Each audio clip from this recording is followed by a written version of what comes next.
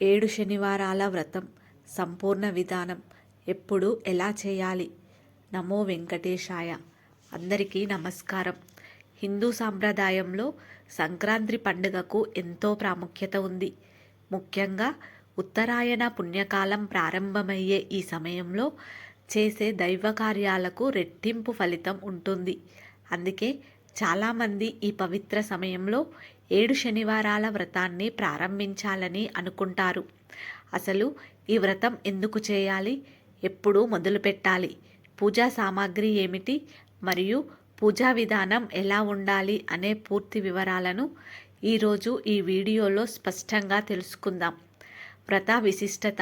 కలియుగ దైవం శ్రీ వెంకటేశ్వర స్వామిని ప్రసన్నం చేసుకోవడానికి 7 శనివారాల వ్రతం ఒక అద్భుతమైన మార్గం. ముఖ్యంగా శని దోషాలు ఉన్నవారు, ఆర్థిక ఇబ్బందులు ఎదుర్కొనేవారు, అనుకున్న పనులు పూర్తి కావాలనుకునేవారు ఈ వ్రతాన్ని ఎంతో భక్తితో చేస్తారు.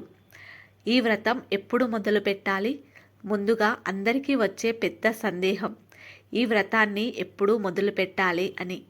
ఈ వ్రతాన్ని సాధారణంగా శుక్లపక్షంలో అమావాస్య తర్వాత వచ్చే రోజుల్లో శనివారం నాడు ప్రారంభించడం అత్యంత శుభప్రదం. ప్రస్తుతం మనం పండగ సీజన్లో ఉన్నాం కాబట్టి సంక్రాంతికి ముందు వచ్చే ధనుర్మాసంలో కానీ లేదా సంక్రాంతి తర్వాత వచ్చే మాఘమాసంలో కానీ శనివారం నాడు ఈ వ్రతాన్ని నిశ్చింతంగా మొదలుపెట్టవచ్చు. సమయం విషయానికి వస్తే శనివారం ఉదయం బ్రహ్మ ముహూర్తంలో తెల్లవారుజామున 4:30 నుండి 6 మధ్య లేదా ఉదయం 8 గంటల లోపు పూజ ముగించుకోవడం చాలా మంచిది. ఒకవేళ ఉద్యోగరీత్యా కుదరని వారు సాయంత్రం ప్రదోషకాలంలో కూడా చేయవచ్చు. పూజా సామాగ్రి. పూజకు కావలసిన వస్తువులను ఒకరోజు ముందే సిద్ధం చేసుకోవాలి.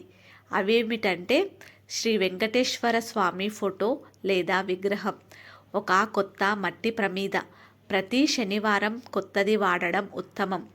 ఆవు నెయ్యి లేదా నువ్వుల నూనె, 7 వత్తులు, వీటిని కలిపి ఒకే వత్తిగా చేసి దీపం వెలిగించాలి. పసుపు, కుంకుమ, అక్షింతలు, గంధం, పూలు మరియు స్వామికి ఇష్టమైన తులసి దళాలు. నైవేద్యం కోసం చెలివిడి, వడపప్పు, పండ్లు లేదా పరమాన్నం. పూజా విధానం. శనివారం ఉదయాన్నే తలస్నానం చేసి ఇంటిని, పూజా గదిని శుభ్రం చేసుకోవాలి. స్వామివారి పటాన్ని పూలతో, తులసి మాలలతో అలంకరించాలి. దీపారాధన. ప్రధానంగా 7 శనివారాల వ్రతంలో దీపానికే ప్రాముఖ్యత ఉంటుంది. మట్టి ప్రమిదలో 7 వత్తులను కలిపి ఒకే వత్తిగా చేసి స్వామివారి ఎదుట దీపం వెలిగించాలి. ఈ దీపం పూజ పూర్తయ్యే వరకు వెలుగుతూ ఉండాలి. సంకల్పం.